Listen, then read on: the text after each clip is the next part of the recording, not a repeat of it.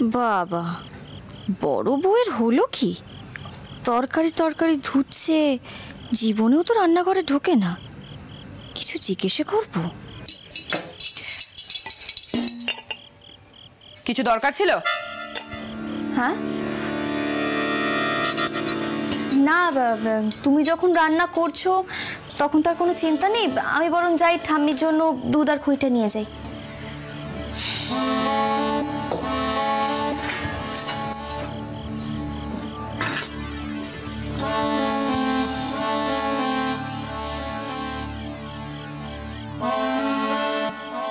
বেকায়দায় পড়লে দেখছি সবাই নিজের ভাবমূর্তি ভালো করতে চায়।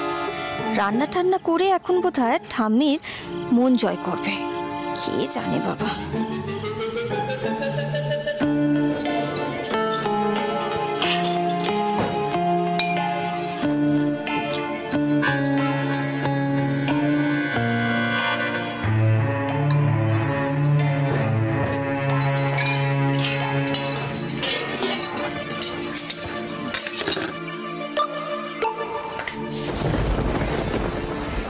মাথা ঠান্ডা হয়েছে?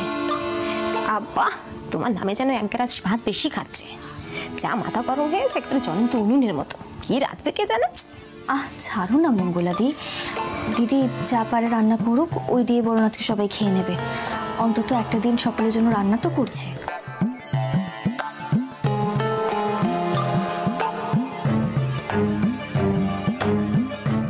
বর্ষা, মঙ্গলাদি চলো আমরা হেসেলে যাই, কিছু একটা ব্যবস্থা তো করতে হবে না? চলো।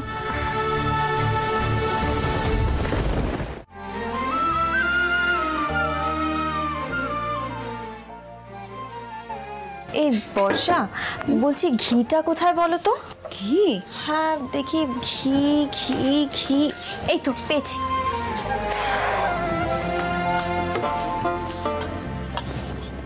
ঘি আলু সিদ্ধ ভাত হবে না, মন্দ হবে না, কিন্তু রোজ না বেরোনোর আগে এটাই খেয়ে বেরোই।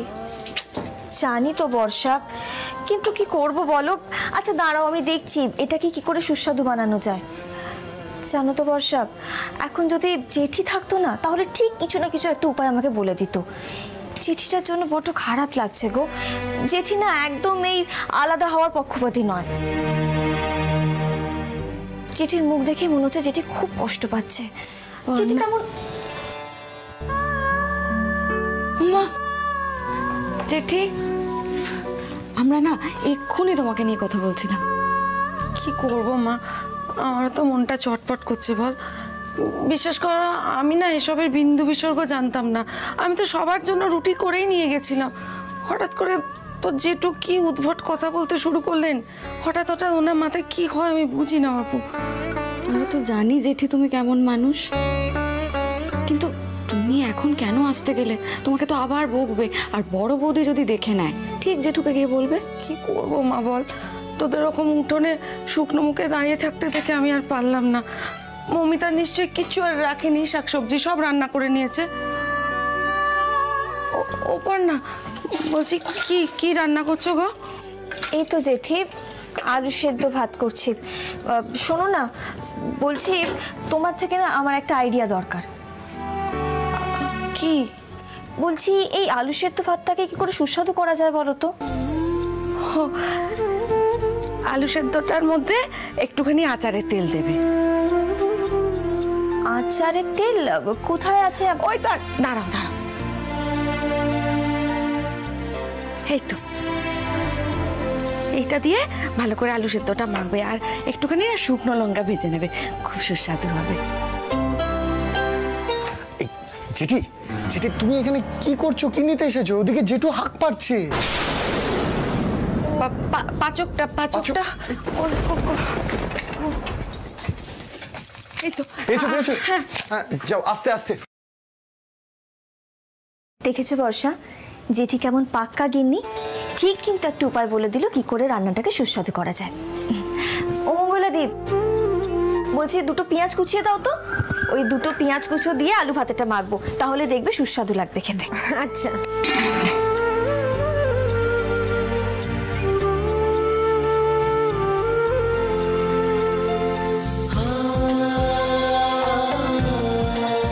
এক একটা কথা তো মানতেই হবে, পর্ণা দত্ত কিন্তু যে কোনো পরিস্থিতি অনায়াসে সামলে দেওয়ার ক্ষমতা রাখে।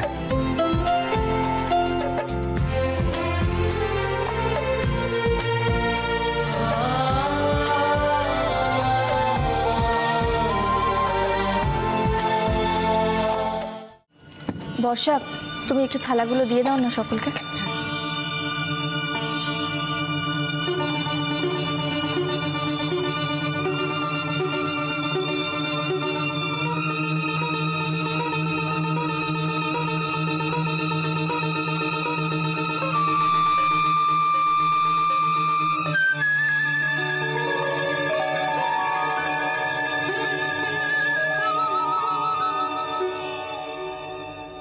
বর্ষা, তুমি মায়ের থালাটাও দিয়ে দাও। মা, আপনি আজকে এত ভাববেন না, আপনিও খেতে বসে পড়ুন। আপনাদের সকলের খাওয়া হয়ে গেলে আমি আর বর্ষা পরে বসছি। মা, মা, পর্ণা ঠিক বলেছে। হ্যাঁ মা, খেতে বসে পড়ো। দেখো, বাড়িতে পরপর যেসব কাণ্ড ঘটে চলেছে, আমরা সবাই কিন্তু খুব ক্লান্ত হয়ে পড়েছি মা। মা, তোমাকে দেখেও মনে হচ্ছে তুমি খুব খুব ক্লান্ত হয়ে গেছো। মা, আর দেরি করো না, খেতে বসে পড়ো এবার। হেসেল আলাদা করে কি হবে, বাড়ি ভাগের দিকটায় নজরটা দিতে হবে। এক রাতের মধ্যে বড়দা হেসেলটা ভাগ করে দিল।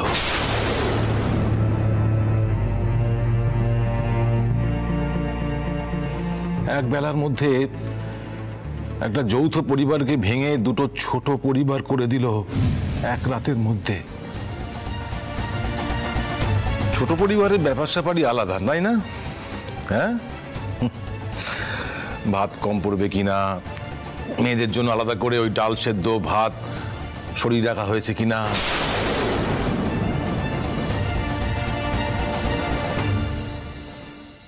বাড়িতে বেশি লোক এসে গেলে দুটো বেগুন পুড়িয়ে সামাল দেওয়া যায় কিনা, এসব তো ছোট পরিবারে নেই, তাই না? ভালো, ছোট পরিবারই ভালো। মা প্লিজ এভাবে দাঁড়িয়ে থেকো না, খেয়ে নাও।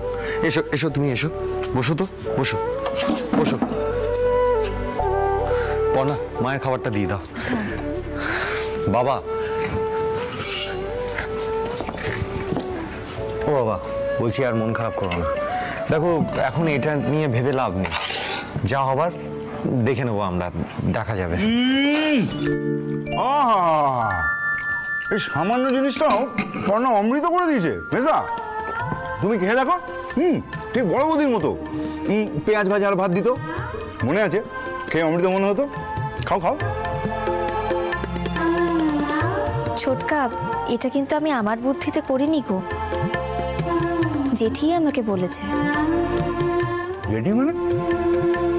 বড় বৌদি? হ্যাঁ গো ছোটকা, যা যা জিনিসপত্র রান্নাঘরে ছিল আমি তো দেখে বুঝতেই পারছিলাম না কি রান্না করব, তখন জেঠি আমাকে বুদ্ধিটা দিল। ছোট, বুঝতে পারছিস তো, আসলে বড় বৌদিও আলাদা হতে চায় না। বোধ করি বড় বৌদির মনটাও খারাপ হয়ে আছে। সে আর বলতে, জেঠি কিন্তু খুব কষ্ট পাচ্ছে। ব্যাস, বদ্দি ঠিক মাঝখান থেকে নাম করে নিল। হ্যাঁ, বর্দি বলে দিয়েছে বলি বোধহয় খানিক মুখে দিতে পারছো। ও কৃষ্ণা, কি হচ্ছে কি? চুপ করো না। ছোটকা, তোমাকে আর একটু দিই? না না, আর লাগবে না, ঠিক আছে। ছোটকা, বাবা, আমি বুঝতে পারছি তোমাদের মন খারাপ, কিন্তু আমি একটা কথা বলে দিচ্ছি, নরম হয়ে গেলে কিন্তু বড়দারা আরো সুযোগ নেবে। হয়তো দাবি করবে যে ওরা এই সংসারে কিছুই দেবে না। হয়তো এই কন্ডিশনেই ওরা আবার আমাদের সঙ্গে এক হবে। আর তোমাদের যা নরম মন, হয়তো তোমরা বলবে যে তাই হবে, কিন্তু আমি বলছি নরম হলে কিন্তু চলবে না। বাবা প্লিজ, নরম হয়ে যেও না। সৃজন, তুমি ঠিক কি বলতে চাইছো বলো তো? মানে যে ঘটনাটা ঘটেছে তাতে তুমি খুশি হয়েছো? আরে বাবা, আমার খুশি হওয়া দুঃখ পাওয়ার উপর তো জেঠুর সিদ্ধান্ত নির্ভর করছে না। যা ঘটছে আমি সেটাই বলছি। যা করছে জেঠু আর বড়দাই তো করছে। আর কোন সংসারে ঝগড়াঝাটি হয় না? দেখো আমি বলছি এটা ওদের অনেক দিনের প্ল্যান। আমার মাথায় না এখনো সত্যি কিচ্ছু ঢুকছে না বৌদি ভাই। এই পর্ণা দত্তকে একা একা কি করে সামলাবো কে জানে। মৌমিতাও তো আর পাশে থাকবে না, আমি যে কি করব। এদিকে মৌমিতাকে বাঁচাতে গেলে আমি বাবুর চোখে ছোট হয়ে যেতাম, সেটা কি করে করতাম। কিন্তু এখন তো আরো বড় বিপদ হলো দেখছি। মা কিছু ভাবছেন? ভাববেন না মা, দিদি দেখবেন ঠিক কদিন পরে আবার আপনার সাথে হাত মিলিয়ে আমাকে বিপদে ফেলার চেষ্টা করবে।